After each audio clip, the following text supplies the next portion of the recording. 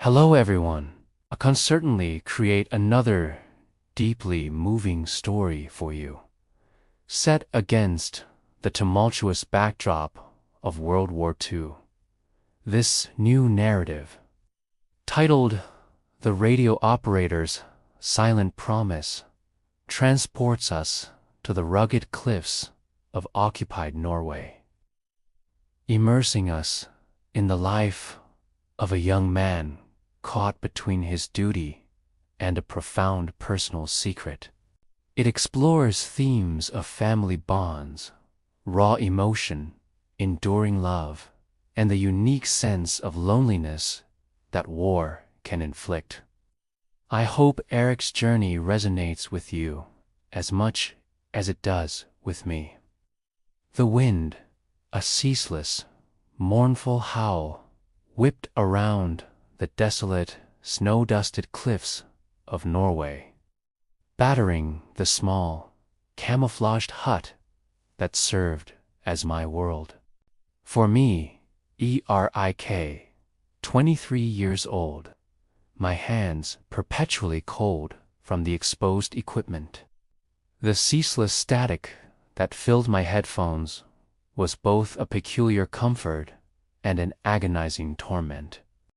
Each crackle, each fleeting whisper of distant signals marked the slow, unforgiving passage of time.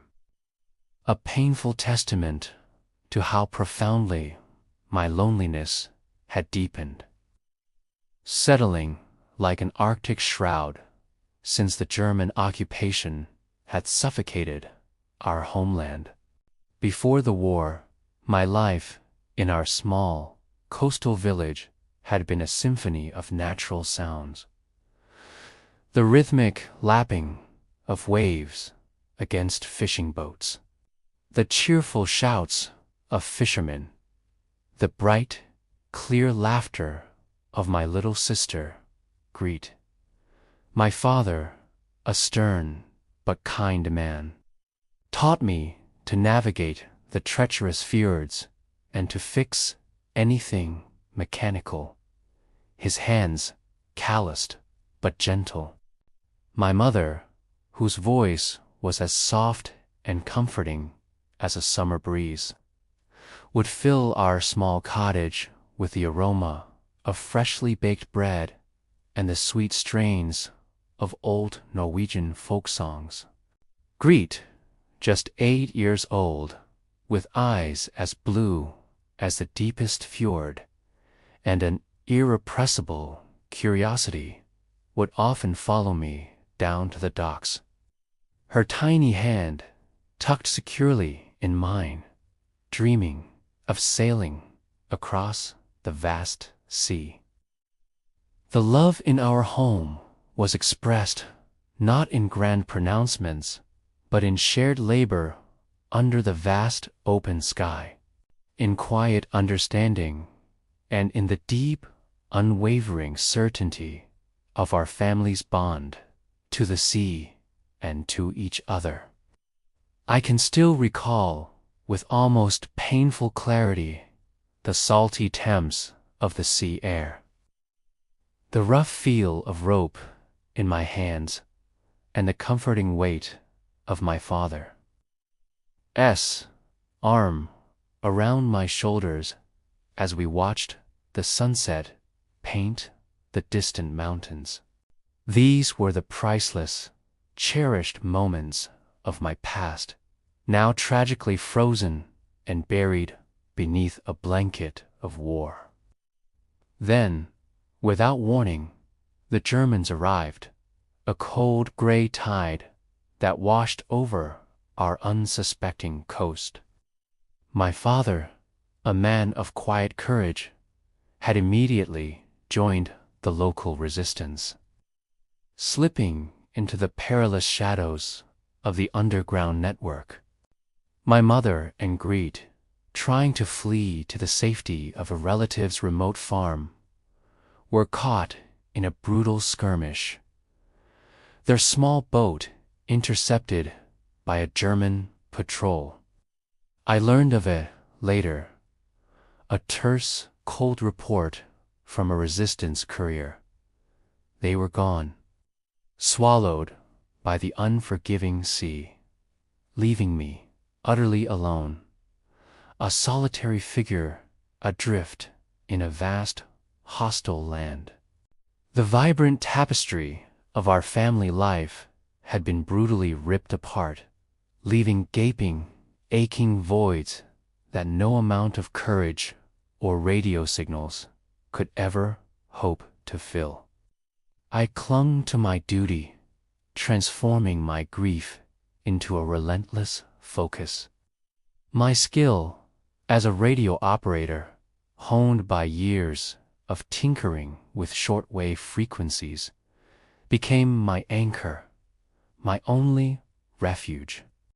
I was assigned to this isolated listening post, tasked with intercepting German communications, tracking their ships, and relaying vital intelligence back to the Norwegian resistance and Allied forces. It was a monotonous, nerve-wracking vigil. Each shift meant hours spent hunched over crackling headphones, sifting through layers of static, straining to discern fragments of German code, distress signals, or the terrifying chatter of troop movements. The weight of what I heard, the knowledge of lives hanging in the balance, of convoys intercepted and resistance cells compromised, pressed down on me with an almost unbearable force. The constant anxiety of missing a crucial message, of a single slip leading to disaster, was a sharp blade of emotion that never dulled, always pricking at my nerves, making every crackle a potential threat, every silence a deepening dread. My most profound secret, however, wasn't about the signals I intercepted, but about something far more personal, far more dangerous. It was about the small, meticulously disguised pocket of silence I had created within the ceaseless static, a private channel, a forbidden frequency.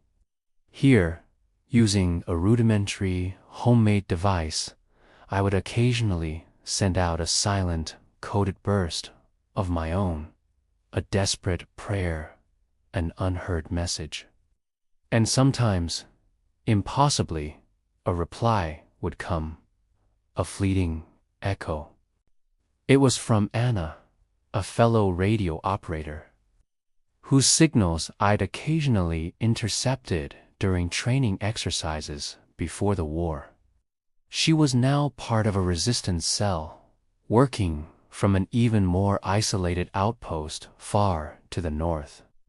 We had never met, never spoken words, but our signals became a lifeline, a desperate act of clinging to connection in a world defined by disconnection. This clandestine communication, this shared defiance, was a peculiar, unbidden form of love, born not of physical presence, but of mutual understanding and a desperate clinging to hope in a world that sought so brutally to isolate. My only tenuous connection to the outside world beyond our isolated cliff, and the constant hum of my equipment was through the occasional brief visits of the supply boat. It was always piloted by old Gunnar, a grizzled, taciturn fisherman whose face was a roadmap of sea and storms. He would bring us meager rations and, more importantly, carefully smuggled intelligence from my father's resistance.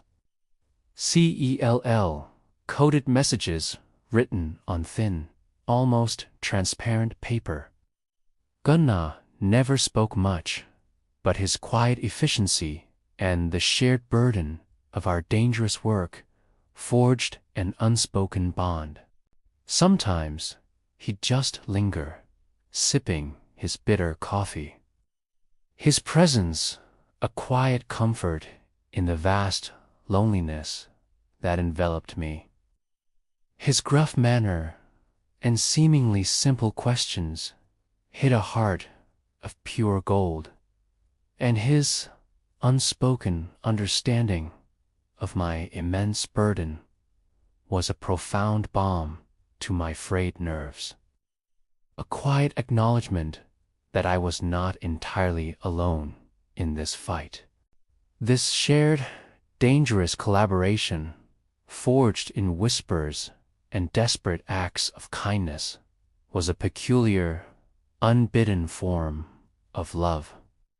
Born not of passion, but of mutual trust, unwavering loyalty, and a shared defiance against the crushing weight of occupation. One brutal winter afternoon, the sky the color of bruised plums. The silence of the airwaves was abruptly, terrifyingly shattered by a frantic burst of German chatter. A high-ranking U-boat commander, emboldened by a recent success, was ordering a full sweep of our coastal waters, targeting Allied convoys and any suspected resistance activity. He spoke of new, highly advanced radar technology, capable of penetrating the thickest fog and detecting the smallest radio signals. My heart pounded, a frantic drum against my ribs, threatening to burst through my chest. Klaus, the commander, notorious for his ruthless efficiency, was a ghost I knew only by his voice. But his presence filled the air with an immediate, oppressive cold. My hands, though hidden beneath the counter, trembled violently, betraying my fear. I knew the danger. My radio, my silent promise, could now be easily detected. My father, Gunnar, Anna, all of them were at risk. Panic surged through me then, a cold, sickening wave that threatened to drown me entirely. My radio, my lifeline, my secret. I was utterly, terrifyingly alone in this moment of impossible choice. The fate of not just our coastal resistance network, but my last remaining family, my beloved father, hanging by a single, fragile signal. I thought of Greet, her bright eyes, her innocent face, dreaming of sailing across the sea, now tragically lost. Instinct, sharpened by fear and a desperate, desperate need to protect those still alive, took over. My voice, surprisingly steady, despite the violent tremor that shook my entire body, called out to Gunnar, who had just arrived with supplies. Gunnar. The Germans... New radar. My radio, it's a beacon now. We must move the primary receiver to the old cave, high up. It's the only blind spot. Gunnar's face was grim, but he understood the urgency. We worked with frantic precision, dismantling the larger primary receiver. The portable, hidden radio, my personal connection to Anna, remained, but I knew it was now a ticking bomb. My secret, my love, had become a deadly liability. As Gunnar helped me load the heavy equipment, he paused. "Your secret radio, boy. They'll find it." I looked at him, my gaze piercing, then made my choice. It stays. It's the only way to warn them if something goes wrong with the main line. It was a lie, a half-truth. It was the only way to keep my connection to Anna, to keep my fragile hope alive. My own loneliness was a burden I would carry, even if it meant risking everything. The next few weeks were a blur of constant terror. We moved the main receiver, but Klaus's patrols were relentless, sweeping the coast. The static on my personal radio was a constant battle, each burst of communication with Anna a desperate gamble. I could feel Klaus's unseen presence, his methodical searches drawing closer. Then a desperate message whispered through the static from Anna's outpost. Her position was compromised. She was being hunted, trapped in a remote fjord with a large German unit closing in. Her final signal was a fragment of an old folk song, a melody my mother used to sing to greet. My heart clenched. My emotion was raw, a mix of terror and a fierce, burning love for this woman I had never met, whose voice had been my only solace. I knew the fjord. I also knew a treacherous, uncharted passage through the mountains, a path only the local Sami reindeer herders used, a path my father had mapped out in his hidden book for extreme emergencies. It was an impossible journey, too dangerous for anyone else. I felt the familiar, cold knot of fear tightening in my stomach, the crushing weight of my loneliness. How could I possibly do this alone? I thought of my father, his unwavering spirit, his belief in freedom. I thought of my mother and Greet, their vibrant lives silenced, driven by a surge of desperate emotion, the raw ache of love for lost innocence and the sharp sting of fear for Anna's life, and an indomitable will to act that transcended all else. I made a reckless, terrifying decision. I would go. There was no other choice. Under the deepest, most impenetrable cover of night, a blizzard howling around me, I prepared. I left a coded note for Gunnar, explaining my mission. I packed my father's hidden map book, a small medical kit, and my own portable radio, my last link.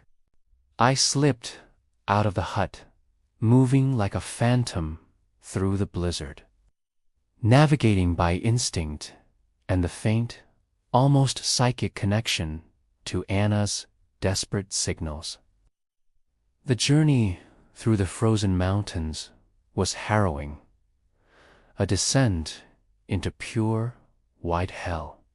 I navigated treacherous ice, climbed sheer rock faces, narrowly avoiding German patrols, my heart a frantic drum against my ribs, threatening to burst.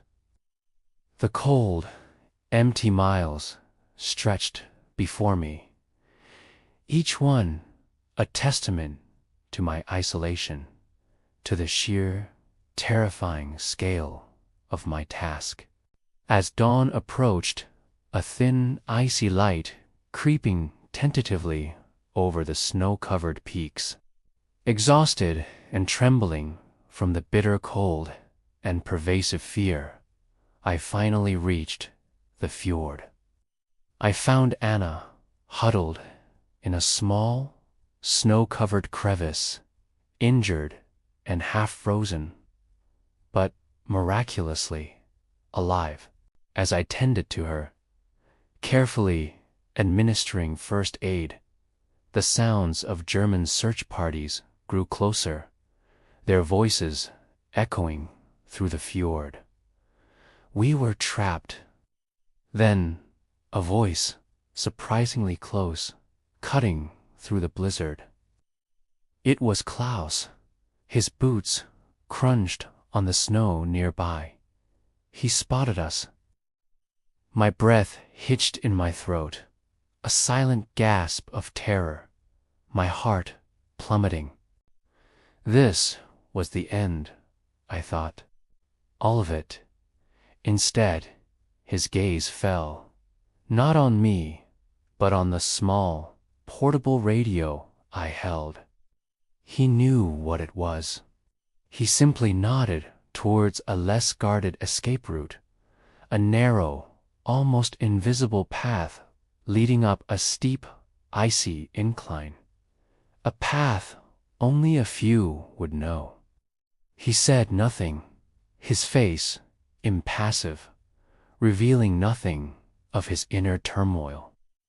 He averted his gaze, then, as if this silent act of profound defiance, this small, dangerous rebellion against his own command, would be too much for him to witness directly, too dangerous to acknowledge overtly. I paused, a silent, profound understanding passing between us in that fleeting moment, a shared, desperate humanity in a world consumed by brutal, senseless conflict. I helped Anna up the incline, slipping into the raging blizzard, my heart thumping with a complex mix of fear and overwhelming gratitude. We reached the main partisan camp days later, exhausted but safe. Anna recovered, her quiet strength matching my own. My act of desperate courage, fueled by love and loneliness, had saved not just her life, but had solidified a vital communication link for the resistance. Months later, the sounds of distant battle grew louder, swelling into a hopeful, terrifying roar. News came, first in hushed whispers that grew into triumphant shouts of the Allied liberation of Norway. The fighting was fierce, a joyous, chaotic explosion of freedom and celebration that filled the fjords with revelry. One morning, as I packed up my equipment, preparing to leave the outpost, I found a small, unmarked packet near the main receiver. Inside, nestled in a piece of fine cloth, was a small, perfectly crafted, miniature brass compass, a navigator's tool. Tucked beneath it was a small, folded note with a single German word, elegantly penned. Fremder. Klaus was gone, swept away by the relentless tide of war. His fate unknown, leaving only this quiet, profound testament to his own hidden love for precision and fragile humanity. A silent, poignant farewell, a final, shared secret between us. Norway would eventually heal, slowly, painstakingly, from the deep, ugly scars of occupation, the wounds fading, but never truly disappearing. My father returned, gaunt but alive, his eyes holding a new, deeper understanding of the battles fought in the shadows. Anna and I would continue our work, our signals carrying not just intelligence, but a shared promise of a better future. The family I yearned for would always remain incomplete, a profound absence that would never entirely leave me, a shadow in the corner of my heart.